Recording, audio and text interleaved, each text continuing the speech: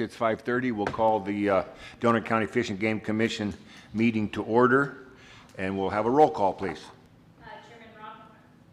Chairman Yes. Rob Miller. Yes, I'm here. Vice Chairman Justin Nunes. Present. Commissioner J-Tuck Steinrich. Commissioner Kendall Smith. Commissioner Helen Ferguson. Commissioner Job Silva. Here. Commissioner Steve Avila. Commissioner Sherman Jackson. Here. And Commissioner Sal Hernandez.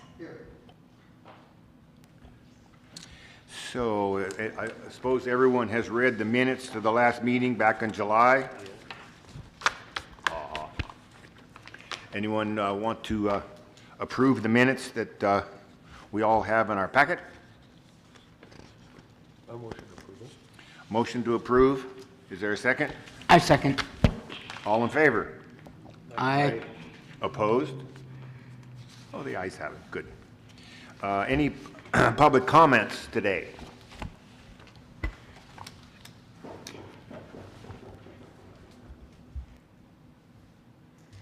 Hi, I'm Steve Huber. I own Crescent City Fishing, and we have been in this battle for our infamous quillbacks for the county.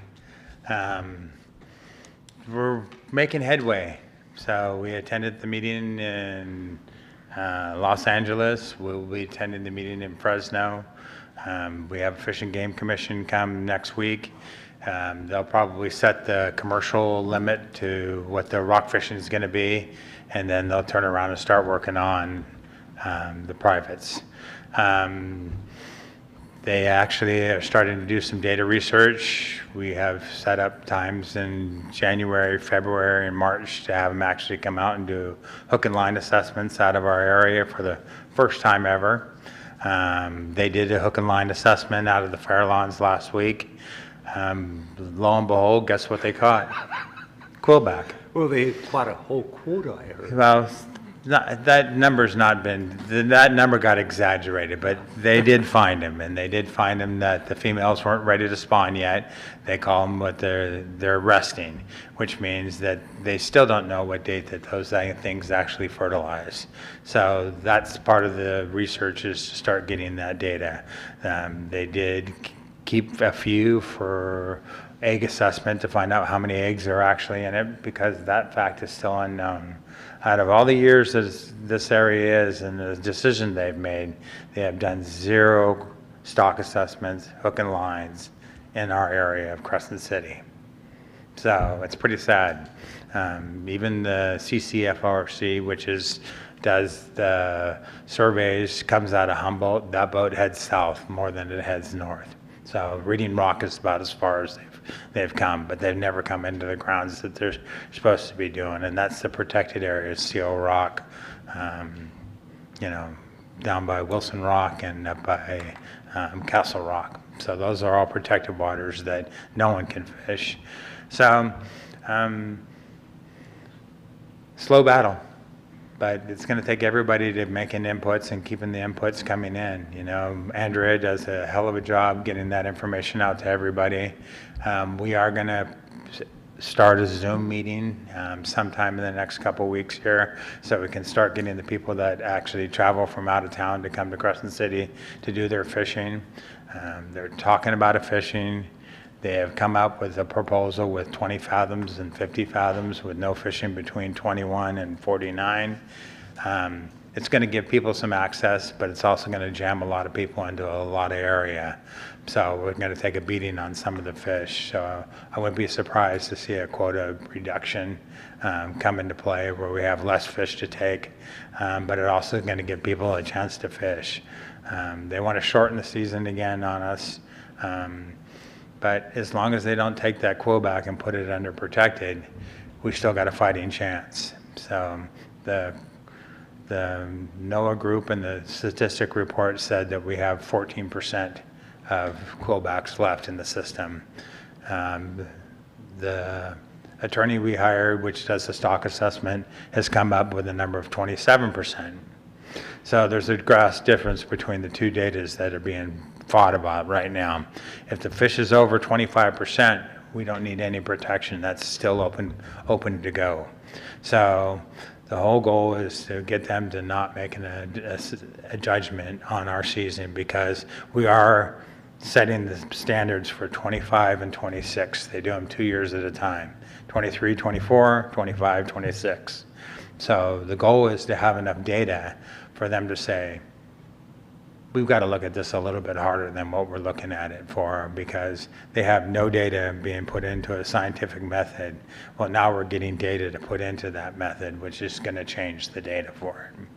So that's pretty much an update from what I got going from the group. Everyone's helped out. We've had a lot of private people, a lot of commercials. Our group's not one set for one people. It's set for the businesses, the hotels, the restaurants, the private boater, the guy who comes here on the weekends, the guy who wants to, go out at heart and feed his family for the rest of his time.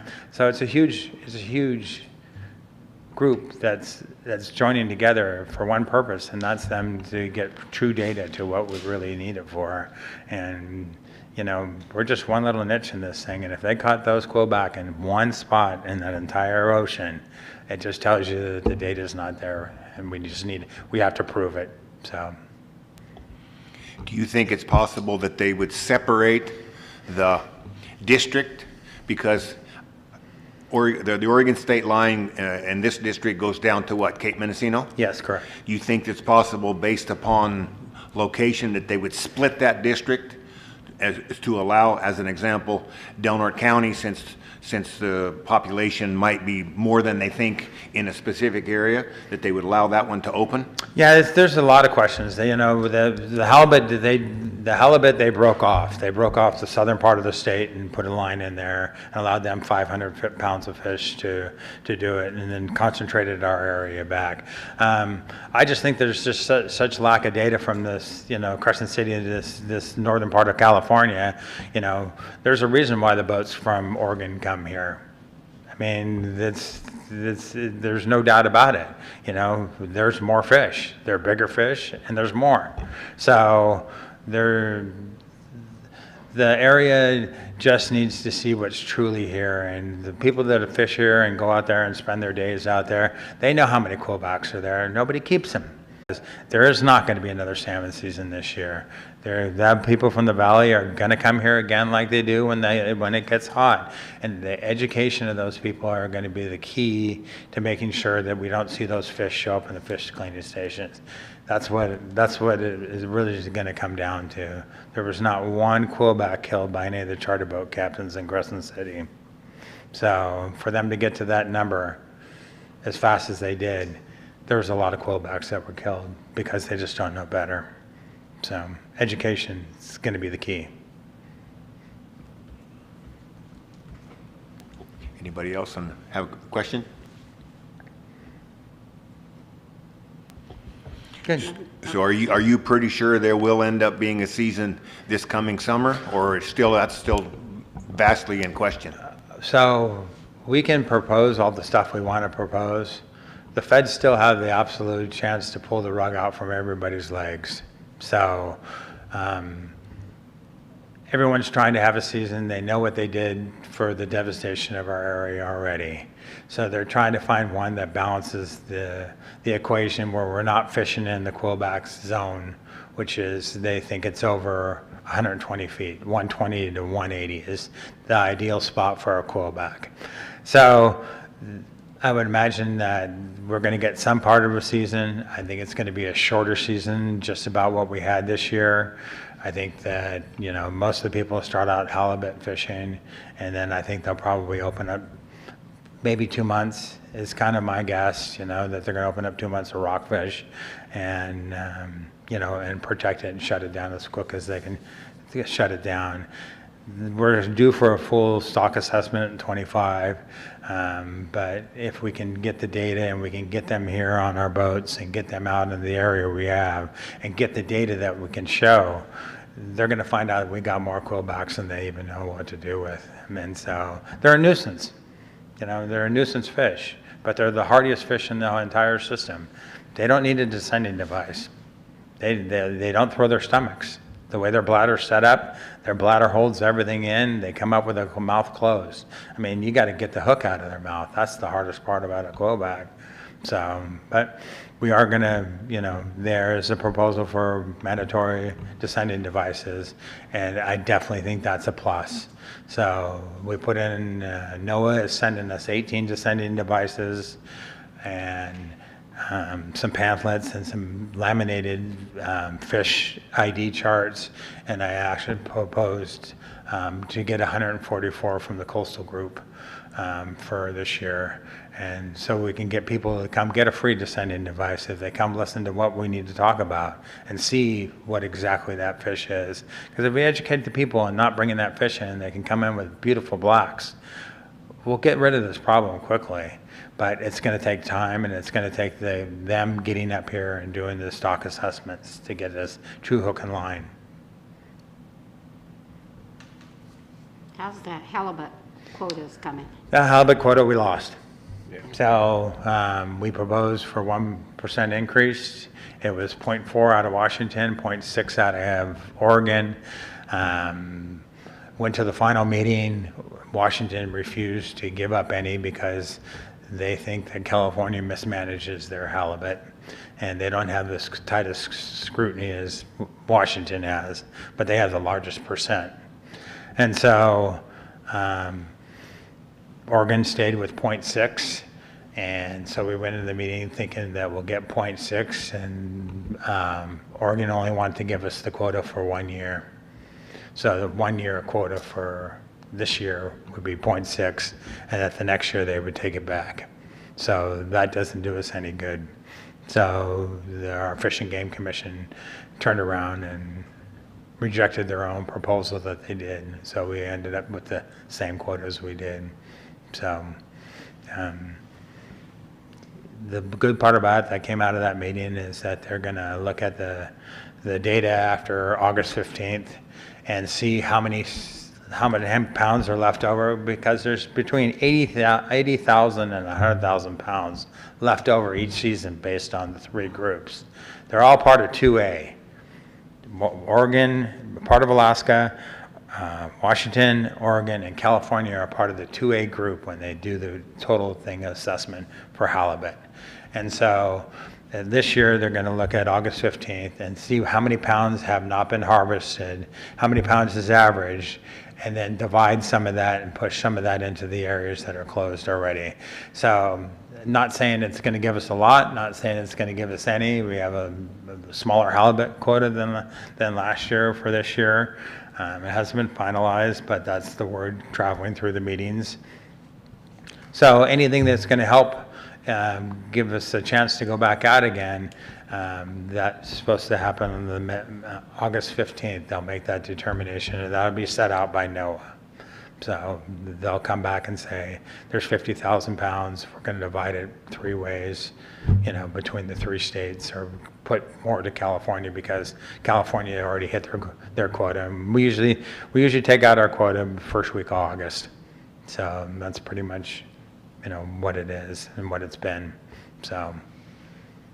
How common is it for Oregon not to meet the quota? They haven't hit it yet. They didn't even hit it this year when they went to 2 fish.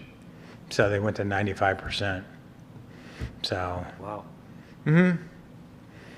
So it's the balance between the two is going to be hard, because the 25, 26 in some of the other states is looking really bad for some of their numbers. And so, there's a lot of focus on how many blacks, females that are not ready to spawn that they're running into. They don't have the stock assessment that we have for spawning females. And so, they're looking at it really hard between just 30 miles away, what the difference in the fishing is going to be. So, somehow there's got to be a balance between all the states. I mean, no matter where you're from. I mean, 20 miles here, 20 miles there, 50 miles up the coastline. We're all fishing the same areas for the same fish. There's not much difference between it, except the name of your state. So.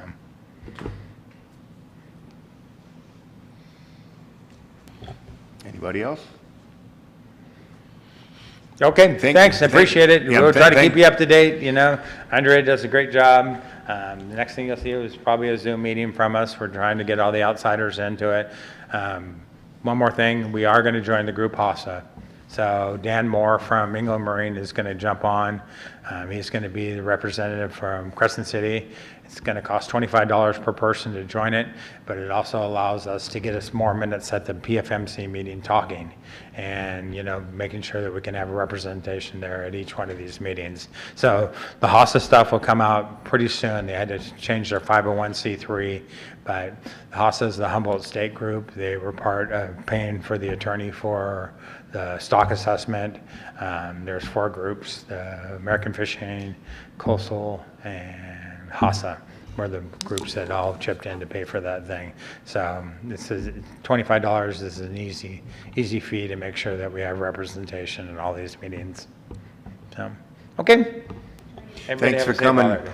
What's that? And thanks for coming, and I'm sure we all appreciate you coming, keeping us up to date, and hopefully we have a reasonable season that everybody's aware of, and a zero take of quillback. Yeah, you just need to leave them alone. You need to leave Quebec alone, China's alone, Copper's alone, and start releasing some of the canaries. If you kill the canary, bring them aboard. But if you can release them safely, release them. But focus on the blacks. Blacks are plenty. Yeah, blacks and blues. Okay. Thank you. Have a good holiday. Thank you. Thank you.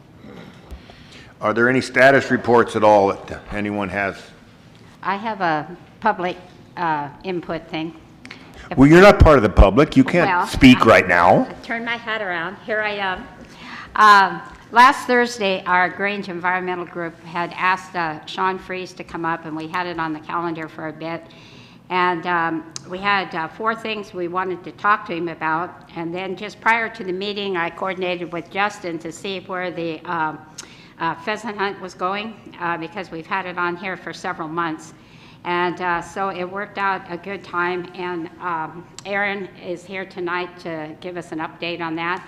But the other 4 things I wanted to just let you know what was going on. At the end at Palo Road, there's several hundred acres out there that used to be for the geese, and so hunting 3 days a week or something like that. And then it went down the slough towards the ponds to Kellogg, and that memorandum of understanding with the state parks had gone away. And so Sean is not making any promises, but he has already talked briefly to the state about either doing like land exchanges or developing another memorandum of understanding to open that up for hunting and to do something with that. No promises. The main reason we had asked him up was about a boat launch at the end of Tell Boulevard. And it would be a handicap launch with restrooms. And that was something pre-COVID that Frank Kemp had kind of had on the plate for people to look at. And right now, WCB has a lot of funding. So Sean is going to go back and see if he can tack it on to the tail end of this year for funding. We might have to wait until the spring to submit the whole thing over again. So that was discussed quite a bit. And then the check station efficiency out there, Joey Borges was at the meeting, and the guard station, everyone just wants to make real sure that that fellow out there understands his job description and exactly how the video is going to continue to be used as far as dumping and things like that. Because if we're going to invest all this time and money out there, we don't want garbage and old cars dumped all over. So that's being addressed by the county as we speak. And then we had another project that we have on the table out there, and it's no promises that everything's going to go through. Our Grange put in for a $15,000 grant to have a project written up by a forester, and it's through CAL FIRE Healthy Forests. And it would be the loop right there by where you turn by the guard station, and it goes out on Prigmore, that goes into Ocean, that goes to Teal Point, that comes across over to Tell and back up Tell. And it's a 4-mile loop, and it would be like to repair the roads. They're already public roads, but the Coastal Commission has denied the county to even cut the brush back. And So before, pre-COVID again, one of the Coastal Commission fellows had said that they could probably go for a variance. And so right now, Mark Andre, he used to be the environmental person for the city of Arcata. He's the head of it. And so he and one of the foresters are writing the grant up. Now, then everybody has to take a look at it. So it's no promise on that. And then the other thing later on, Aaron will talk about the pheasant hunt that's on the agenda.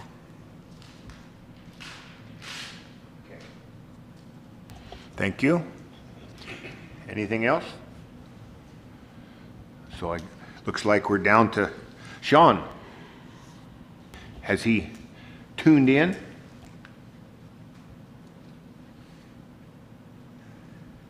Where are we? I had emailed him back a week ago Monday and asked him if he was going to attend, and never heard anything from him, and so I guess he is not attending this meeting. Well, I figured maybe he was going to Zoom, but it doesn't sound like that either. I have no idea. I sent an email, didn't hear back. Okay, good. We'll move to the next line. Public, federal, and state lands. Any discussion of a problem there? Can we introduce our new commissioner first? Oh, you can, or you can ask. This is Sal Hernandez. He's our newest commissioner member. It's nice to get some more folks to actually want to attend and participate. I think we had a little discussion at Les Schwab here not long ago.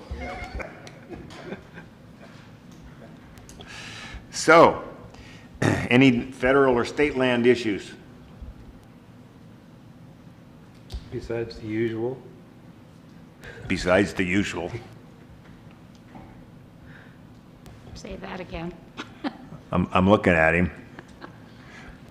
I have some comments later on in the agenda. Okay. Just warming up. Private lands. Problems? Stakeholders group. You shooting any elk? Oh, my God. It was horrible the last time in that weather. We never saw an elk on any of the lands that we can hunt on. Sal has them all out over there and going through it. Never saw anything. Never even saw anything for 2 days out at Alexander's. In fact, I'm asking the 2 bull hunters to come back. Next morning, I get a picture, 10 or 12 bull elk laying out by my barn. They knew when they left town. So they're gonna come back after Christmas. They got another hunt this weekend. We should get our tags. No, not one single solitary cow on any of the properties. Wow. None. Jeez. But a bazillion everywhere else, like on Steeps Lane, down by the harbor, Elk Creek, you name it, they're there, stopping traffic on Parkway, everywhere.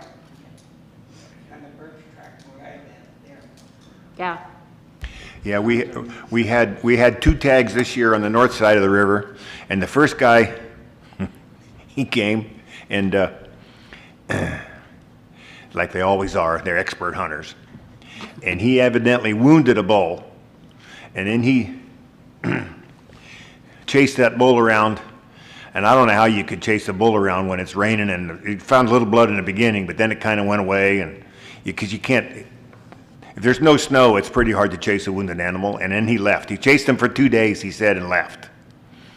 But then said bull reappeared here last week, and I called the guy up and I said, you can come on back. And I mean, I've got one bull out here that looks like might be the one that you might have wounded in the right front leg. Because it was kind of carrying the right front leg a little. And he came back and it was the same bull, and he actually ended up taking that bull. So that, Thank goodness for that. the stories are interesting, let's just put it that way. But that bull that did get wounded did finally, fortunately, get taken, so. But he shot it in the leg?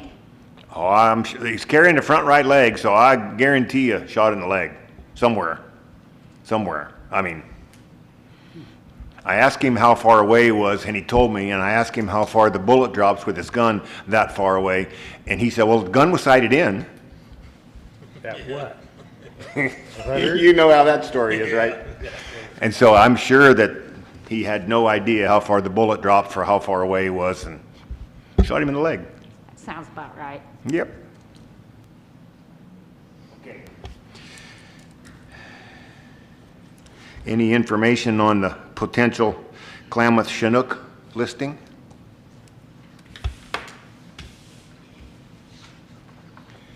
So we have here from Jackie information on proposed changes in regulations for salmon, I think, isn't it, for the Klamath?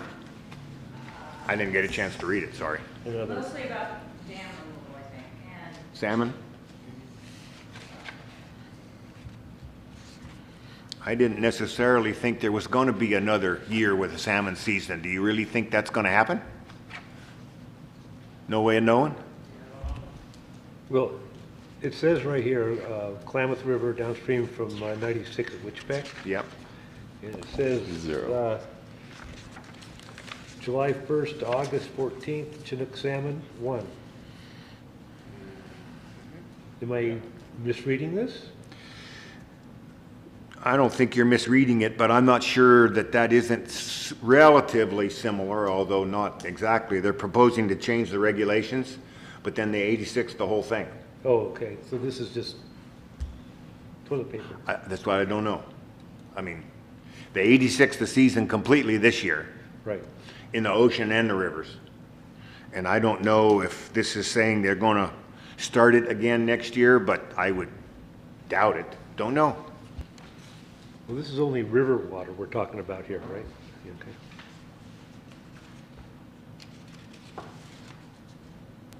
Interestingly enough, I saw something on TV the other day about the McCollum River, I think it was, that hasn't had very many salmon in it for quite a number of years.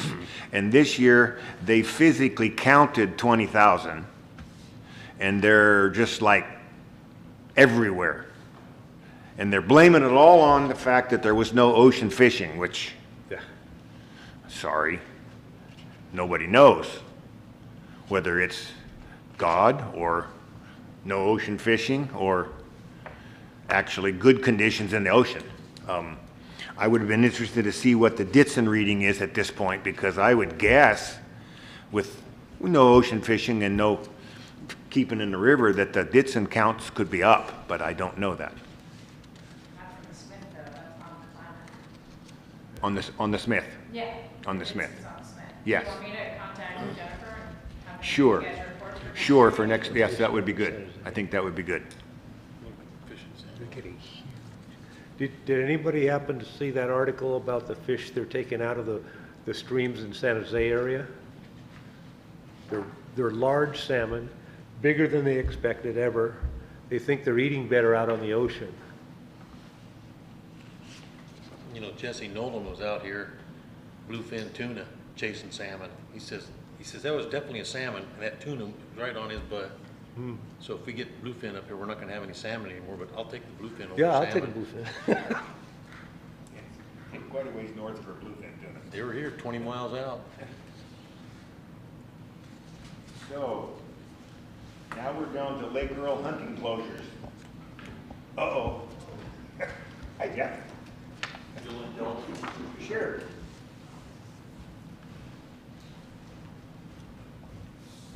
Good evening. My name's Jeff Reed. It's really good to see an almost full complement of commissioners here.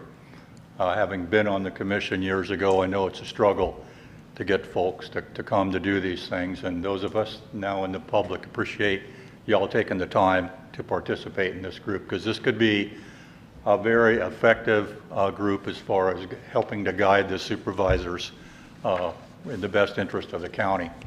And I can't speak for the supervisors, but I know that they appreciate input from this group when it's rendered, and I would urge you to don't hesitate to render your opinions and your recommendations to them. They may not like them, but that's life in general, you know. But a reasoned body with some information can have a big impact. So again, thank you, particularly for the new members, the new commissioners tonight. I don't know if I said it, my name's Jeff Reed, but I think most of you know that. Real quick on Lake Earl hunting closures. We're about halfway through the hunting season. We're about halfway through the planned closure days. And as of yesterday or today, anyway, there were 20 planned closure days. There's been 3 days that I know of that were canceled ahead of time as per the hotline setup that resulted from the talks last summer, and that seems to be working well. There were 3 days they didn't work at all. There was 1 day that was scheduled to work that we didn't see any workers out there, which doesn't mean they weren't there, but we didn't see them or a vehicle. But either way, if they've worked 16 days out of the first 20, that's more days than they worked all season last year. So that's to their credit. And they've had a couple of weeks of groups of 6 to 10 people out there working. And 6 to 10 people can get a lot of work done. Nothing against the smaller groups, but it makes a difference. Frank Kemp told me the other day he's burned 121 piles of pulled grass out there, and they're piling them about 4 feet high and 8 feet or so in diameter. And if he's burned 120 or so, there's at least another dozen out there that they'll get to. So, you know, kudos to them. We would like to be out there hunting every day, but if they're working, that's an accomplishment. You know, I think that benefits everybody, and we'll see how the rest of the season goes. And with that, I'll say thank you. So the telephone system has been working well? As far as I know, I don't know how many people call it other than me, but it's, Frank said he generally updates it about 3 or 4 in the afternoon. That's awesome. You know, and unfortunately, it hasn't been a banner year for duck hunting anywhere on the lake, but that's duck hunting. We all, those of us that have hunted for a while, know that's how it is, you know. So, and if we believe Sean Freeze and Jeff Stoddard that there's only 2 more years of this to deal with at this current scale, you know, we'll see how it all goes. Thank you again. Well, it does sound like, however, that some of our discussion earlier in the summer and everything has been beneficial, and the duck hunting group is getting along better. Yeah, I think we've always gotten along okay with them, but it's nice, and it goes back to, again, you have a full complement of folks. You can vote on things, you can move forward on objectives with the county and with the state. And again, I can't speak for Sean or the wardens or anybody else, but most folks are civil and just want to discuss things. And we find a solution also for the various things. Helen's got a lot of things on her plate that the Grange is working on, and we're all pretty much in favor of those things and willing to help out. So again, thank you all. Thank you for coming again. Aha, we're down to the junior pheasant hunt.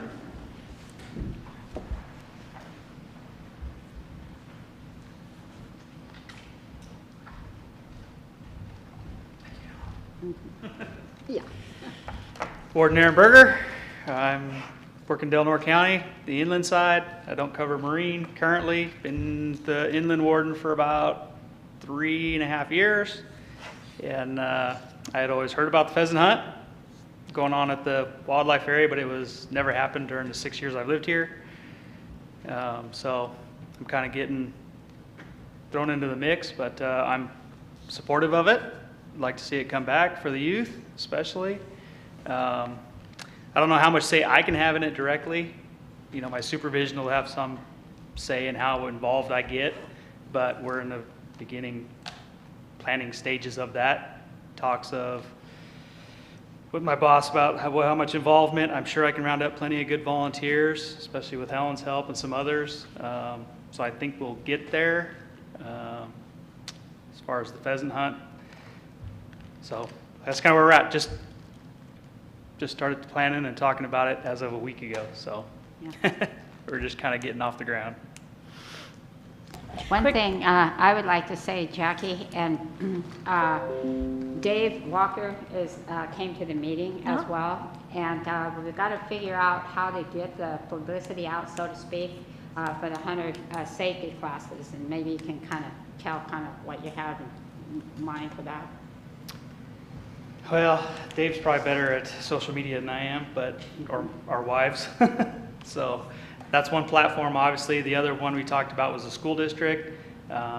We weren't sure how much information we could put on a flyer through the school. You could probably use the fairgrounds too, put it on their website. Yeah. They'd be up for that. That was one of the discussions with Jody and 4-H, you know, Yep, we using can that do that avenue as too. well. So Yeah. using those platforms, but Hope is definitely the school district. We just don't know what that flyer might say because of firearms involvement, so we have to look into that. But at the very least, we thought we could put something out that says, hey, there's upcoming pheasant hunt, signups are elsewhere, you know, and maybe leave the firearm discussion part out of it, or lead them to Well, another yeah, site you or could have information, you them know, so. go to a different place and then learn about hunter safety and Yep. then, yeah, Yep. that way you're not talking about. So that's the other side. The other thing we want to talk about was the hunter education. I've been a warden for almost 20 years, and I've taught probably 30 classes of hunter ed myself. So I'm familiar with it. We can bring it back. I haven't taught one in Del Norte County, but I'm on board to do that. The feeling I got from our short meeting last week was that there's a lot of students or potential hunters that are interested and have the need now. So our thought was to put on one class, probably just strictly a classroom without a range, just to get off the ground, get going, get a class, get some certified. And then in a future class, look at expanding and including a range day or multiple days. But there isn't a range. The only range we have is shotgun, and that would be out at the, yeah. I guess if you're doing So if we're birds, doing that's Rowdy, okay. Yeah. if we include the Rowdy Creek Right. Gun Club, I know they're supportive of it. They said we could do 22 They usually and do. shotgun. Oh, okay, good. Oh, 22s. Yeah, usually they don't I allow didn't it. realize that. For the hunter education For the program. hunter Yes. education Okay. only. I mean, that's good. That's wonderful. Yeah, certainly. I know in the classes I've done before, I brought on a whole bunch of instructors, like 10 instructors, got them all certified. Then we did a full range day. We did 2 days at the range. We did everything from every child shot every action in the shotgun, every action in the rifle, 22, and every action in the pistol, 22. And then we had a demonstration on the muzzleloader as well. We did archery shooting. We did tree stand safety, actually showed the different tree stands, had kids climbing in and out, harnesses. We did fence crossings, partner hunting, zone of fire. I mean, it was very hands-on. We even one year brought a deer out that was a roadkill, but we talked about game care, gutting, how to, you know, Nice. what to do Butchering once you have an different. animal down. We've had ducks out that we did the same thing, show them how to gut a duck, Nice. different things. So the program can get as involved as it wants, but it takes volunteership, which I think we can coordinate. But it's kind of what the community wants. It's not what I want.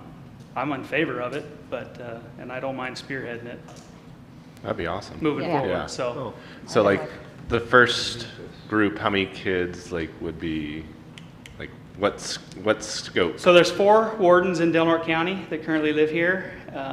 So every warden in the state is a certified hunter ed instructor. So with their participation, we could handle 25 is probably a comfortable number for a first class. We can all take turns teaching it. The biggest thing is just scheduling, figuring out a time Yeah. and what works around sports and Then it ends. scheduling and yeah, so which is a lot. So a lot of kids end up missing out because of that. But the only other thing we're competing with is online. Yeah. So the options are you can do a traditional class with California, which is in the classroom like we were putting on. The other one is a hybrid, which is they do all their online class teachings, but then they show up and do some hands-on for like a day in their test. And the other is a strictly an online. So that's where we lose a lot of students that don't necessarily want to come to the class. Or the scheduling's too difficult because during school times, I can tell you it gets tough with school. You have a full day of school and then you're talking, they have to have 10 hours of instruction plus a day to test. That's a couple hours, so it's usually 12, 13 hours minimum. So you schedule that over a week, you're talking 2 or 3 hours a day after school and after sports and practice and everything else. So it can, if you cram it in a week, it can be a lot. So we just have to figure that out, but we're definitely interested in getting the class going. Maybe by the end of January is the hope, so. How long prior, let's say they were able to get it organized to have the hunter safety for the, let's say, end of January. And then, obviously, the pheasant hunt would be September. Third week. I can't remember when the season is for pheasant. I think that's right. I think so. September, Yeah. October. And so yeah. is there time enough then, if in fact, let's say you got 20 kids to participate and/or sign up for the pheasant hunt?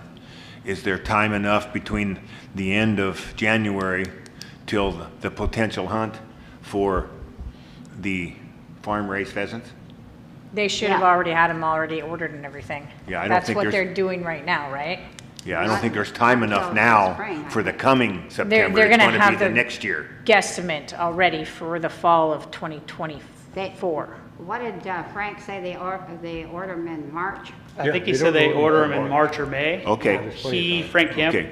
I know, is sending off an email Okay. to our bird people in the valley to so get an if official January there were hunters that were trained and the order pheasants in let's say in March, the hunt could still happen this year. Yes. Yes, yes. Perfect, why we- okay, And that's they- good. And This coming year, Frank 24. said they had 16 hunters. And so there would be a total of 32 slots for this coming year. So That's the goal. There's a possibility of 32 youth being able to join this? What's that? 32 youth can join the pheasant hunt? Yeah, the pheasant hunt, that's not local control. You have to do that through the state. Right. They have an online registration, which was very tricky last time, and it It's fouled. never been easy. It fouled a lot of people up. It does. And then here, we got to devise some way for the people to sign up for the hunter safety. But to pheasant hunt, you don't have to take this hunter safety. I mean, say somebody does hunter safety online, and they go out there. But the big thing that I've run into in the past is that people don't want to take their good hunting dog out there and not have it closely supervised, and that's the thing that he's going to really emphasize. Because that's what shut the whole thing down up here, is a kid in Humboldt County shut a dog's head off. Yeah. He was up here and he No. shot a dog's head He off? said in Humboldt County, Oh, in Humboldt County. yeah. And so he has some ideas about, being pretty tight supervision out there. Do you have any adults who hunt safety? As far as instructors, My wife was thinking or as about far as doing coming this, through? yeah. Yeah, we've had adults. Yeah, Yeah, adults. certainly. Well, I Yeah. know that Robin's certified that used to work at the fairgrounds. Yep. He did hunter safety, so. So it's certainly open to anybody. It's not just Right. kids. We've had people that have moved here and lost their last state's hunter education certificate, and so they had wanted to come through a class. They weren't There are like some you, waivers Rob. that you can sign now They to weren't like opt you. out of that and be provided a hunting license, but yeah, we have had a lot of adults go through at times. Mhm. Yeah. And we might be able to have more than one hunter safety thing, depending how, Class. how it goes. Yeah, And certainly. we'll use the Grange Hall, and they can comfortably put 25 kids in there. And Nancy Dixon was talking to me today, and if we had it like from 6 to 9, then we'd probably advertise, come straight from your athletic practice, and we'll have a cup of soup or some chili for them and something to drink when they get there and start the class. And then that way, it makes it a little more convenient for parents picking their kid up, going to get, because they're always hungry after practice. Would the fairgrounds be a little bit more centrally localized for everybody though, maybe? Rather No, than the Grange? this is free out there, and there's a lot of people out there that want to do it, so, Okay. yeah. Can't teach an old dog new tricks, but if you find a hunting license that you may have had 15 or 20 years ago, you wouldn't have to take the hunter safety course again.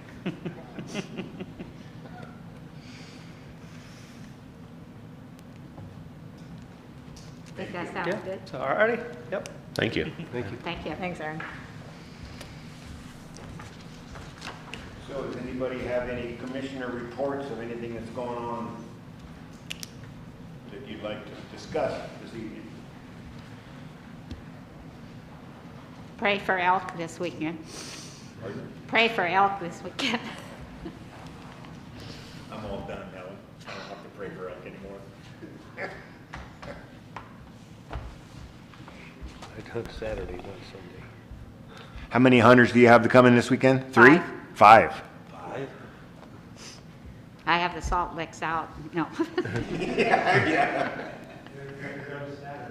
They're for the cattle, Helen, they're for the cattle. Yeah, Yeah. yeah. I was, the meeting's adjourned now, correct? No, he hasn't adjourned. If no one has anything else